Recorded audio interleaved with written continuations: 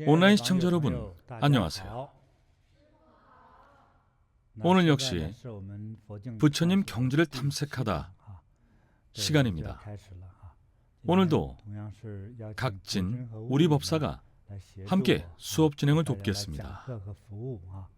인사하십시오. 저는 수업 내용을 선정할 때 가급적 가벼운 주제를 다루려고 합니다. 제 수업을 듣는 분들이 조금이라도 불편하거나 무서워하지 않았으면 합니다. 정말 바라지 않습니다. 그렇다고 해서 제가 들려드리는 1화의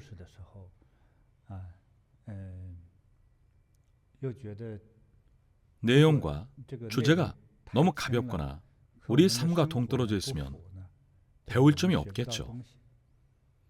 제가 말씀드리는 1화 중에는 다소 충격적이거나 불편한 내용이 있을 수 있습니다. 우리가 습관적으로 보는 TV 드라마와 비슷합니다. 대부분 사람들은 아름답고 행복한 결말을 원하죠. 어둡고 무섭고 성공적 결말이 없는 내용은 아무도 원하지 않습니다. 그런 각본은 시청자들을 실망시킵니다. 제 수업에서 다루는 이야기는 가급적 내용이 온화하면서도 이치를 배울 수 있는 내용으로 선정하고 있습니다. 특히 우리에게 큰 도움이 되고 생각해 볼 만한 이치를 일화들 속에서 발견하시고 깨달음을 얻으셨으면 합니다. 그 속에 담긴 이치를 우리의 몸, 마음, 영혼에 새겨 완전히 내 것으로 만든다면 훗날 유사한 상황에 처했을 때 슬기롭게 헤쳐나갈 수 있습니다. 특히 지금 수업의 큰 주제인 부처님 경지를 탐색하다 역시 모든 내용을 담고자 합니다. 여러분께서 선수행과 불법에서 가장 가치 있고 핵심적인 내용을 잘 익히고 배우셨으면 합니다. 선수행은 아주 심오합니다. 불법은 훨씬 더 심오합니다. 저 역시 아주 깊은 수준까지 배우는 과정은 매우 힘들었습니다. 결코 만만한 일이 아닙니다. 명확한 지침이 없기 때문이죠. 부처님은 물론 후학들도 불법에 대해 무엇이 맞다라고 확실히 말하지 못합니다. 경전에 쓰인 부처님의 말씀은 대부분 수수께끼 같습니다. 수수께끼로 가득하죠. 수행을 통해 높은 경지에 이르신 분들이 하는 말씀은 저희와 같은 후학이 아무리 봐도 이해하지 못합니다. 보물처럼 귀중한 말이지만 생활에 적용하기가 어렵습니다. 고통이나 번뇌가 일었을 때 우리를 구하고 도움을 주지 못한다면 쓸모없는 것이니까요. 하지만 저는 여러분들이 이렇게 귀한 가치를 지닌 말씀을 재미있고 쉬운 방법으로 이해하고 자기 것으로 만들어 나중에는 한 가지 이치를 통해 다른 이치도 깨닫게 하고 싶습니다. 그것이 불법과 지혜를 참되게 깨닫는 방법입니다. 그럼 오늘의 이야기를 들려드리겠습니다. 계속 이야기 방식으로 진행하겠습니다. 이번 이야기의 제목은 동전 한 입입니다. 어느 날 아침 출근을 준비 중인 한 남자가 있었습니다. 다층주택에 살았던 남자는 위층에서 계단으로 내려와 차를 주차해둔 길가로 갔습니다. 남자가 사는 집의 아래층에는 다른 가족이 살았죠. 그 집에는 7, 8살쯤 된 소녀가 있었습니다. 어느 날 소녀가 남자를 불렀습니다. 아저씨, 저 좀 도와주세요. 잠시 생수병과 동전 좀 들어줄 수 있나요? 풀린 신발끈 좀 묶으려고요. 위아래 이웃이라 평소 잘 알고 있었습니다. 그래, 도와주마. 남자는 소녀에게서 생수병과 동전을 건네받았습니다. 100원짜리 동전 한 개였죠. 남자는 문득 궁금해졌습니다. 얘야, 근데 이 100원은 어디에 쓰려고 그러니? 이 돈을 쓸 데가 있니? 소녀가 대답했습니다. 선생님이 반 아이들에게 100원씩 가져오라고 하셨어요. 쓸 데가 있으시대요. 그 동전은 수업 준비물이었죠. 남자는 학교 선생님이 동전을 가져오라고 한 이유에 호기심이 일었습니다. 그 순간 땡그랑하고 동전이 떨어졌습니다. 동전은 남자가 서 있던 곳 아래로 굴러갔는데 하필이면 그곳에 하수도 구멍이 있었습니다. 하수도에서 배수로로 연결되는 넓고 깊은 구덩이가 파여 있었죠. 동전은 하수도 구멍으로 굴러갔습니다. 간혹 손에 쥔 휴대전화나 안경이 그 안에 떨어질 때가 있습니다. 그 순간 굉장히 당혹스럽죠. 구멍이 깊은 곳도 있고 뚜껑이 안 열리는 곳도 있죠. 동전이 떨어지자 당황한 남자는 황급히 자신의 옷 주머니를 더듬으며 다른 동전이 있는지 찾았습니다. 아저씨, 신발끈 다 묶었어요. 이제 돌려주세요. 남자는 주머니를 찾아봤지만 동전은 없었습니다. 어쩌지? 방금 아저씨가 동전을 하수구에 빠뜨렸단다. 대신 지금 주머니에 있는 1,000원짜리 지폐를 주마. 다른 동전이 없구나. 소녀는 수업에 쓸 동전이 필요했죠. 알겠어요. 그러면 이따 수업 끝나고 900원을 거슬러 드릴게요.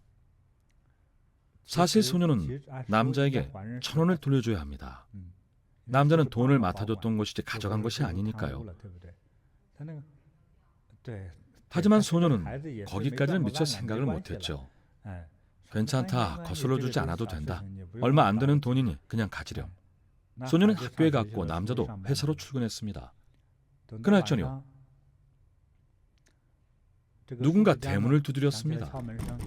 문을 열어보니 그날 아침에 동전을 맡아달라고 부탁했던 소녀와 그 소녀의 아버지가 서 있었습니다. 반갑게 인사했죠. 어쩐 일이세요? 어서 안으로 들어오세요. 소녀의 아버지는 남자에게 말했습니다. 오전에 아이가 선생님께 돈을 빌렸다고 하더군요. 아이가 신세를 졌으니 900원을 돌려드리러 왔습니다. 소녀의 아버지는 찻상 위에 돈을 올려놓았습니다. 남자는 돈을 사양하며 받지 않으려 했습니다. 그때 소녀의 아버지가 말했습니다. 아니, 댁에 있는 이 물건들은 다 진품인가요? 골동품 같은데요. 남자가 말했습니다. 다 진짜일 겁니다.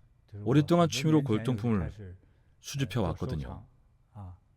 여가 시간 틈틈이 이것저것 수집하다 보니 이렇게 됐네요. 그래서 동으로 만든 물건이나 도자기 등등 온갖 것들이 다 있죠. 소녀의 아버지는 눈을 반짝 빛내며 골동품을 둘러보다가 갑자기 몸을 일으키더니 이제야 알겠군요. 아침에 왜 그러셨는지 알겠습니다. 과연 골동품 수집가라서 그 동전을 알아보셨군요. 우리 딸이 맡긴 동전이 특별하다는 걸 알고 계셨군요. 현재 발행되지 않거나 시중에는 구할 수 없는 특수한 기념 화폐라서 그 동전 하나가 어마어마한 값에 팔리겠죠. 그래서 수집하려고 하셨군요. 가끔 신문에는 이런 기사가 실립니다. 수집할 당시 10원짜리 동전이 시간이 지나 10만, 20만 원에 팔린다는 내용이죠. 소녀의 아버지는 이 남자도 분명 그럴 것이라고 생각했습니다. 선생님, 머리 회전이 아주 빠르시군요. 우리 딸이 가지고 있던 그 100원짜리 동전이 특수한 화폐라는 것을 아셨군요. 그게 지금 얼마에 팔릴 것 같습니까? 남자는 몹시 억울했습니다. 그럴 리가요. 그 동전이 하수구로 떨어졌을 뿐입니다. 따님께서 수업 준비물인 동전을 들어달라고 부탁해서 잠시 들고 있다가 실수로 하수도에 빠뜨린 겁니다. 그런데 갑자기 그 동전이 비싼 기념화폐라니 너무 억지 아닙니까? 남자는 이웃의 의도를 파악했습니다. 이거 가만 보니 내가 도둑놈 심보를 가진 애아빠를 만난 게로구나. 좋아. 그리 큰 돈도 아니고 이웃끼리 얼굴 붉힐 필요는 없으니 그냥 변상해주자. 그래서 얼마나 하십니까? 못해도 10만 원은 주셔야죠. 남자는 주머니를 여기저기 뒤져 7만 원 정도를 꺼냈습니다. 좋습니다. 특별히 7만 원만 받고 용서해드리죠. 소녀의 아버지는 선심 쓰듯 7만 원을 받고 자리를 떴습니다. 이를 지켜보던 소녀는 마음이 너무 불편했습니다. 아빠, 그런 게 아니에요. 정말 실수로 하수도에 떨어진 거예요. 아저씨는 좋은 분이니 그러지 마세요. 7만 원 받아가지 마세요. 네가 뭘 알아? 계속 그러면 혼난다. 아버지는 울음장을 놨습니다. 소녀는 마음이 몹시 초조하고 갈등이 일면서 양심의 가책을 크게 느꼈죠. 하지만 아버지의 탐욕을 꺾을 수는 없었기 때문에 할 수 없이 아버지를 따라 아저씨의 집에서 나왔습니다. 다음 날 아침 어디선가 경찰차 소리가 들려왔습니다. 골동품을 수집하던 그 남자는 앞으로 골동품 아저씨라고 부르겠습니다. 골동품 아저씨는 잠에서 깼습니다. 무슨 큰일이나 났나 싶어 서둘러 옷을 입고 계단을 내려가 봤습니다. 밖에는 많은 사람들이 어제 자신이 소녀의 생수병을 들고 동전을 떨어뜨렸던 그곳을 애워싸고 있었습니다. 인파를 비집고 들어가 보니 그 소녀가 추운 겨울날 몸은 뻣뻣이 굳은 채로 숨도 쉬지 않고 쓰러져 있었죠. 꾀죄죄한 모습으로 차가운 길바닥에 미동도 없이 누워 있었습니다. 인파 속에는 경찰도 있었습니다. 사정을 알아보니 소녀는 그 일 이후로 마음이 너무 답답하고 괴로워서 저녁에 아버지 눈을 피해 동전이 떨어진 하수도로 가서 쇠꼬챙이로 뚜껑을 열었습니다. 그런데 손전등을 들고 직접 하수도로 내려가 동전을 찾아다녔습니다. 동전을 찾았지만 미처 올라오지 못하고 쓰러졌습니다. 여러분도 아셔야 할 것이 도로의 하수도나 평소 사람이 드나들지 않는 지하실은 오랫동안 닫혀 있으면 사람의 몸에 아주 해로운 유독가스가 발생합니다. 심하면 죽을 수도 있습니다. 다행히 목숨을 건져도 귀가 멀거나 벙어리가 되거나 반신불수가 될 수도 있습니다. 굉장히 위험한 가스입니다.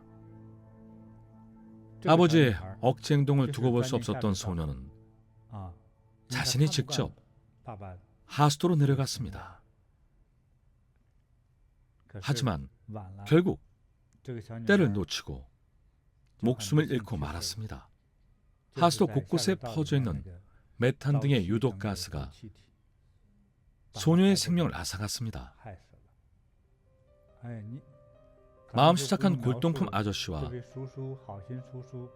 친부모가 이를 보고 얼마나 고통스러웠을까요? 말하는 저도 가슴이 아픕니다. 마음이 탐욕을 벗어나지 못하기 때문에 중생들이 무거운 짐을 지게 된다. 새 짐을 만들지 말라. 탐욕에서 벗어나지 못하는 한 무거운 짐을 벗을 수는 없다. 짐을 지는 것은 세상 사람들의 병이요 짐을 벗어버리는 것은 최상의 즐거움이니 무거운 짐을 버릴지언정 새 짐을 만들지 말라. 증일아함경 중에서. 이 이야기는 실화입니다.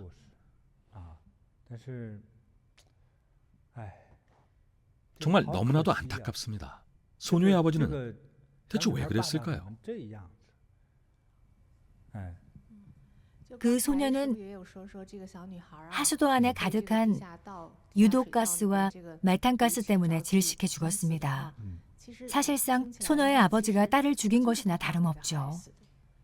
아버지가 정말 사실 이야기 중간에 아버지가 딸을 데리고 돈을 갚으러 간 부분까지는 참 훈훈했습니다.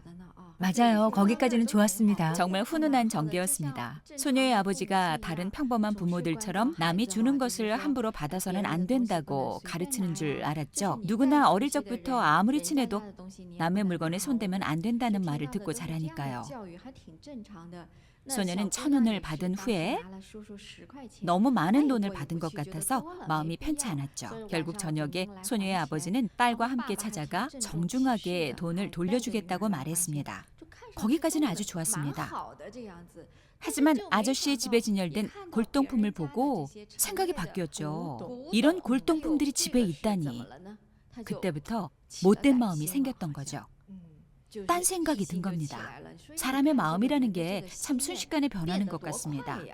아까만 해도 좋았는데 골동품을 보자마자 마음이 급변한 겁니다. 그 사람의 집을 보고 부자라는 판단이 들자 갑자기 생각이 변했다는 말이군요. 소녀의 아버지가 가진 직업, 배경, 교양 수준과도 큰 관련이 있겠죠. 지난번 수업에서 스승님이 말씀하신 사교계의 꽃 1화에서도 그 사교계 여성이 부부의 사이좋은 모습을 보고 부르딸과 그 남편이었죠? 네, 남편이 옆에 있는 부인에게 웃으며 말하는 것을 봤죠. 사실 아무 일도 없었는데 그 사교계 여성은 두 사람을 질투했습니다. 본인의 직업이 그런 일이다 보니 똑같은 광경을 보고도 그런 생각을 한 거죠. 소녀의 아버지도 골동품 아저씨의 집에 진열된 골동품을 보고 사실 남의 집에 뭐가 있든 무슨 상관입니까? 그러니까요. 골동품을 봤다고 해도 저건 참 비싸겠구나.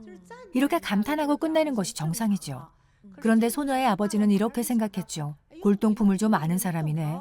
내 딸이 들고 있던 동전이 값비싼 동전일 수도 있었겠네. 그래서 속이고 가로챘구나. 견물생심이죠. 어떻게 무조건 상대방이 사기꾼이라고 생각할까요? 눈앞에서 골동품을 봤다고 해서 상대가 내 아이를 속이는 사기꾼이라고 생각하다니, 그 두 개를 연관짓다니 순간적으로 머리가 어떻게 되었나 봅니다. 결국 사달이 났죠. 보다 못한 딸이 나섰다가 목숨까지 잃었지 않습니까? 게다가 딸은 아빠를 말리기까지 했습니다. 아빠, 그게 아니에요. 분명히 동전 하수도에 떨어지는 소리를 들었어요. 아저씨는 정말 실수로 떨어뜨린 거예요. 아빠에게 계속 설명했죠. 아빠는 그 말을 믿지 않았습니다.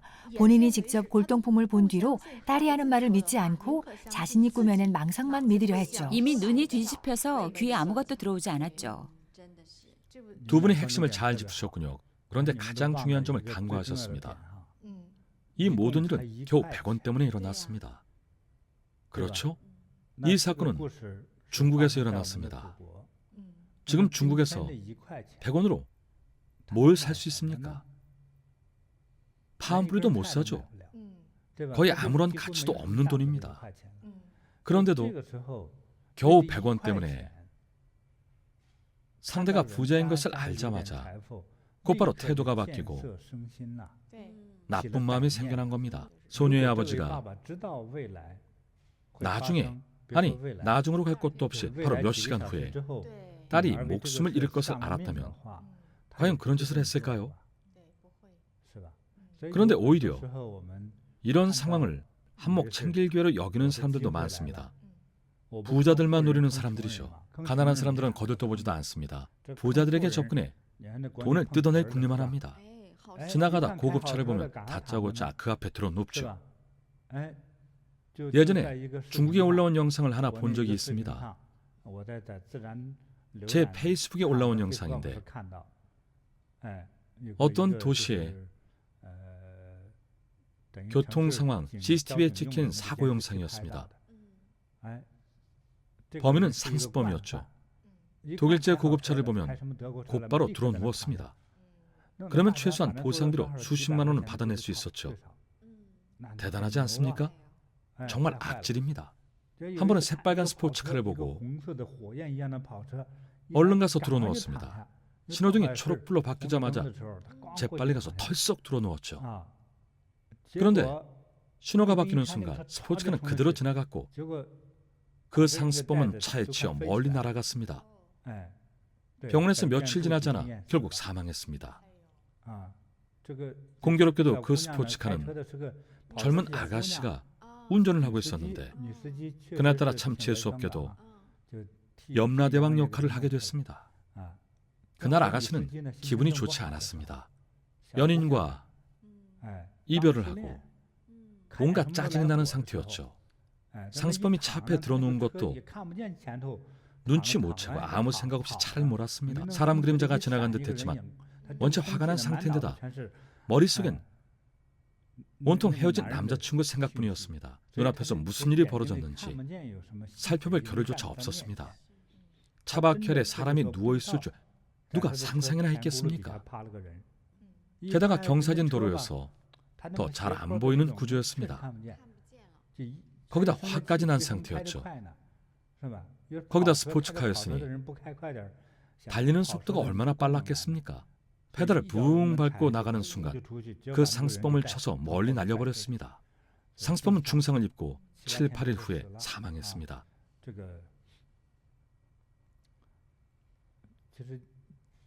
한 경찰이 SNS에 이 영상을 올렸습니다. 왜 본인 이름으로 올렸을까요? 공식적으로 공개할 수 없기 때문입니다. 경찰이 영상 후반부에 설명을 덧붙였습니다. 이 사람은 상습범이었습니다. 같은 범죄로 여러 번 고소를 당하고 구속됐지만 멈추지 않았습니다. 이런 방법으로 손쉽게 피해자들의 돈을 갈취했습니다. 아예 이 일을 직업으로 삼았군요. 직업인 셈이었죠. 집에 노모를 모시기 위한 것도 아니고 자녀의 학비를 위해서도 아니었습니다. 그렇게 번 돈은 유흥비로 탕진했죠. 한심한 사람이었습니다. 경찰들도 골머리를 앓고 있었죠. 영상을 올린 경찰이 이렇게 말할 정도였습니다. 시민을 위해 악을 물리친 운전자에게 감사를 전합니다. 악한 행동을 저지르는 사람은 결국 제 꾀에 스스로 넘어가는 법입니다. 100원 때문에 벌어진 일도 그렇습니다. 소녀의 아버지는 7만 원을 벌었다고 좋아했지만 그 대가로 사랑하는 딸이 목숨을 잃고 말았죠. 너무 큰 대가를 치렀습니다. 아예 아버지의 수준이 어쩜 그렇게 낮았을까요? 그런 행동은 아주 저급하고 낮은 행동입니다. 교양이 없다는 말로도 부족하고 아주 부도덕하죠. 덕성이 부족한 것을 부도덕하다고 합니다. 남이 어떻게 되든 제 입속만 차리려는 사람이죠. 게다가 애가 보는 앞에서 그런 사기를 치다니 정말 악질입니다. 외국의 조직폭력배들도 자식 앞에서는 갑자기 착한 척을 하고 아이가 가고 나서야 범죄를 저지릅니다. 그런데 소녀의 아버지는 자식 앞에서 그런 행동을 했죠. 저속하기 그지없습니다. 그리고 혹시나 해서 말인데요. 불교나 선생을 배운 분들은 이런 말은 하지 마십시오. 전생이 어땠길래 그럴까요? 일단 전생은 생각하지 마십시오. 전생이 어떻고 이런 얘기는 하지 맙시다. 불법을 배웠다고 해서 매번 전생을 연관짓지 마십시오. 현생에서 저지른 일을 왜 전생과 이런저런 비교를 합니까? 그릇된 생각을 집착하여 진리의 길을 등진 채 마음이 어두워 기름 화복이 생기는 원인을 모르며 다만 일어난 결과만을 두고 울고 또는 괴로워한다. 이 세간에 어떤 것도 영원한 것은 없다. 모든 것은 바뀐다. 사람들은 괴롭고 아픈 것은 알아도 바른 가르침은 모른다. 바른 가르침을 듣지 않고 깊이 생각하는 바가 없으므로 눈앞에 닥친 욕망에 빠져 그것을 탐착하여 마지 않는다. 무량수경 중에서 사람의 본성을 놓고 말해봅시다. 그럼 우리 두 분께서 한번 이 사연을 각색해 봅시다. 우리가 창조의 신이라면 시간을 되돌릴 수 있겠죠. 여러분이 그 딸의 아버지 아니면 어머니라고 가정합시다. 딸의 사연을 듣고 이렇게 말했겠죠. 그래, 엄마랑 같이 돈을 돌려드리러 가자. 각진 법사라면 우리 법사가 먼저 손을 들었고 어떻게 하셨겠습니까? 저는 소녀가 너무 불쌍합니다. 생각만 해도 가슴이 아파요. 시간을 다시 되돌릴 수만 있다면 이제까지 발생한 사건의 모든 순간순간마다 각각 다른 전개를 할 수 있다면 어떻게든 소녀의 목숨을 구하는 쪽으로 각색하고 싶습니다. 제가 만약 소녀의 엄마였다면 소녀가 학교를 다녀와서 학교에 1,000원 중에 100원을 내고 남은 900원을 저에게 건넸겠죠. 어디서 이렇게 많은 돈이 났니? 그럼 아이가 무슨 일이 있었는지 저에게 다 설명하겠죠. 어떤 아저씨가 돈을 맡아줬다가 실수로 그 돈을 잃어버렸는데 그 대신 제게 1,000원을 주셨어요. 학교에 가서 그 돈을 선생님에게 드렸더니 900원을 거슬러 주셨어요. 엄마 이제 어떻게 할까요? 저라면 이렇게 말할 겁니다. 얘야, 다른 사람의 돈을 가져오면 안 된단다? 이따가 엄마랑 같이 아저씨한테 가서 900원을 돌려드리고 오자. 사실 조금 더 대담한 엄마였다면 이렇게 말했겠죠. 얘야, 네가 직접 가서 돈을 돌려드리고 오렴. 감사 인사는 꼭 해야 한다. 이렇게 당부하면서요. 아이는 돈을 들고 갔을 겁니다. 딱히 인사치레도 할 줄 모르고 다른 할 말도 없었을 테니까 그저 감사하다고 했겠죠. 엄마가 900원을 돌려드리래요. 이러면 다 원만히 마무리 되겠죠. 감사하다는 말도 했으니 이것으로 된 것 아닙니까? 사실 아주 간단한 일입니다. 그렇습니다. 아이가 목숨을 잃을 일도 없었겠죠. 그렇습니다. 혼자 하수도에 내려갈 일도 없었겠죠. 맞아요. 아저씨한테 인사만 하고 오면 끝나는 일이잖아요. 아무 일 없이 지나갔겠죠. 그래야 정상이죠. 각침법서도 한번 각색해 봅시다. 창조의 신이라 생각하고 지구에서 일어난 일을 재구성해 봅시다. 그날 저녁으로 되돌아가 보겠습니다.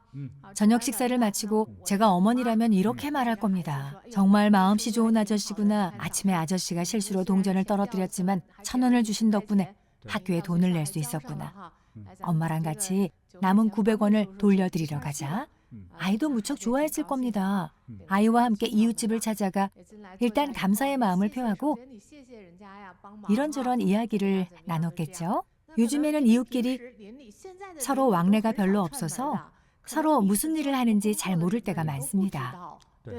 이왕 기회가 생겼으니 서로 이야기를 나눴겠죠. 서로 무슨 일을 하는지 이야기를 나눴을 겁니다. 그런데 집안을 둘러보니 골동품이 아주 많았습니다. 거기다 무척 귀해 보였죠. 그걸 보고 아저씨에게 교양 있고 기품 있고 지식도 많다며 칭찬을 건네면 아저씨도 인사치레를 하겠죠. 아유, 저도 잘은 몰라요. 그저 취미생활이죠. 그때 엄마의 머릿속에 뭔가가 떠오릅니다. 저희 집에도 이것과 비슷한 도자기가 있는데요. 청자 같은데 확실히는 모르겠습니다. 할아버지가 남기신 유산인데 볼 줄 아는 사람이 없어서요. 예전부터 쭉 집에 있었습니다. 혹시 이쪽 분야를 잘 아시면 언제 한번 저희 집에 오셔서 봐주실 수 있을까요? 골동품 아저씨도 곰곰이 생각했습니다. 좋습니다. 오늘 여기까지 오신 것도 인연이니 지금 같이 내려가서 한번 살펴보는 게 어떨까요? 좋은 생각입니다. 엄마는 아이를 데리고 골동품 아저씨와 함께 집으로 와서 청자를 가리키며 말합니다. 이게 바로 할아버지 때부터 대대로 전해 내려오는 유산입니다. 골동품 아저씨는 청자를 유심히 살펴보았습니다. 아니, 이건 아무래도 수백 년은 된 보물 같은데. 저도 쉽게 단언하기는 어려우니 이렇게 합시다. 제가 아는 친구들 몇몇이 골동품 감정을 아주 잘합니다. 혹시 친구들을 불러 감정을 하게 해도 되겠습니까? 그럼 너무 좋죠. 저희 집 아이가 올해 4학년인데 아이 친구들이 다 좋은 학교로 전학을 갔어요. 저도 사립학교 같은 곳으로 아이를 보내려던 참이었죠. 여기저기 돈을 빌려 모아도 조금 부족했는데 이 청자를 감정해서 감 나가는 것으로 판명되면 이걸 팔아서 아이를 좋은 학교에 보낼 수 있을 거예요. 이런 얘기까지 오고 갔겠죠. 며칠이 지나 골동품 아저씨는 정말로 감정사 친구를 데리고 와 도움을 주었습니다. 청자를 감정해보니 할아버지가 남기신 유산은 5, 6천만 원 가치였습니다. 저라면 몹시 기뻐하며 골동품 아저씨에게 부탁을 했겠죠. 혹시 저 대신 이 청자를 팔아주실 수 있을까요? 이렇게 서로 도움을 주고받으면서 신뢰가 쌓였겠죠. 이웃 간에 서로 도우면서 정이 쌓였군요. 정말로 도움을 받을 줄은 몰랐었으니까요. 다음에는 만두를 쪄서 나눠줬겠네요. 골동품 아저씨는 청자를 5,800만 원에 팔아줬습니다. 그 돈을 보태서 학비까지 마련했고 다음 학기부터 아이를 새로운 학교로 보낼 수 있게 됐죠. 당연히 골동품 아저씨에게도 살해를 하려고 했지만 아저씨는 한사코 거절했죠. 아닙니다. 가까운 이웃끼리 살해라니요. 별로 도와드린 것도 없는걸요. 이렇게 착한 따님이 좋은 학교에 다니게 됐다니 그것만으로도 참 기쁩니다. 이번 각색이 더 좋군요. 그리고 그날 저녁 만두를 쪄서 윗집에 올려보냈겠죠. 한 가지 말씀드리죠. 사실 900원이 아니라 1,000원을 돌려줘야 합니다. 그래서 900원 하는데 100원은 골동품 아저씨가 뺏은 돈이 아닙니다. 돈에 눈이 멀었나 봅니다. 평소에는 수학을 그렇게 잘하면서 빌린 돈을 갚을 때는 영 아니네요. 그러게요. 감사합니다, 스승님. 1,000원이 맞아요. 1,000원짜리 지폐 그대로 드려야죠.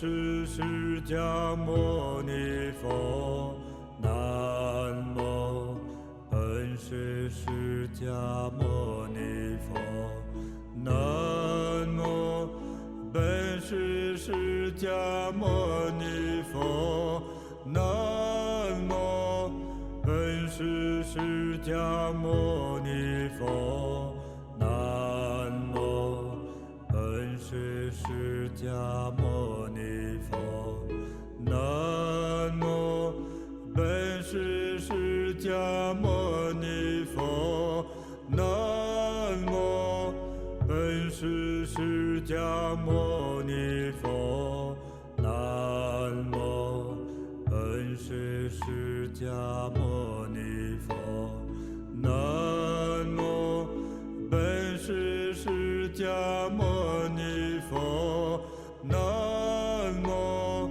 本师释迦牟尼佛，南无本师释迦牟尼佛，南无本师释迦牟尼佛，南无本师释迦牟尼佛，南无本师释迦牟尼